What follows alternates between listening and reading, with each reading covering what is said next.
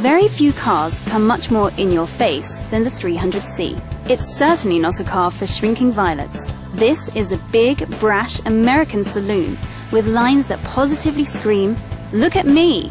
But is it worth looking at? It's up against tough European opposition, not least from Audi, BMW and Mercedes-Benz. Let's see what it has to offer. You get a straight choice between two engines in the 300C, petrol or diesel. Performance fans will go weak at the knees at the thought of the V8 petrol car that hits 60 miles per hour in just 5 seconds.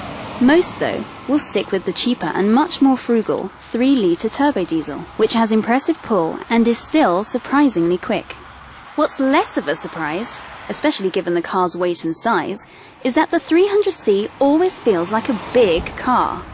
Its body wallows over dips and crests, and the ride is fidgety at lower speeds. At least the steering is assured and easy through fast sweeping bends. Most of the time the 300C is quiet too, and it's only at higher speeds you'll notice road and wind noise.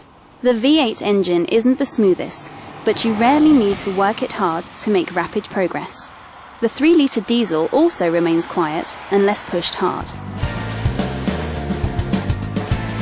The car's sheer size has one major benefit. It gives you masses of interior space. Headroom is generous, even for taller passengers, and it's the same with leg and elbow room.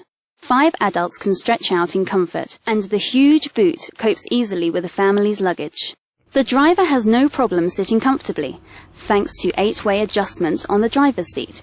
But things would be even better if the steering wheel moved for reach as well as for height. It's also hard to see the front and rear of the car, while the comparatively small windscreen and big front pillars create blind spots in tight corners.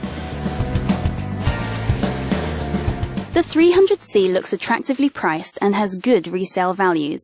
But both engines fall into high company car tax bands. Buy the V8 engine and you can only expect around 20 miles per gallon, but the diesel is much better, averaging nearer 35. Inside, the 300C is pleasant enough, and there's plenty of kit, but Chrysler should raise the quality of its plastics and trim, which aren't as classy as those in European rivals.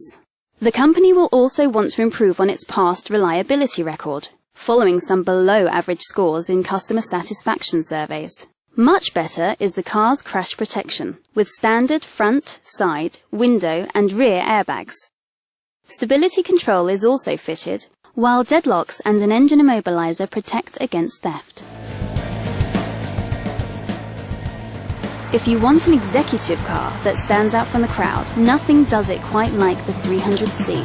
And there's no denying you get a lot for your cash. But, although it's an interesting alternative to the mainstream, and you could just about live with one of the diesel versions, there are good reasons why most executive car buyers choose a German car.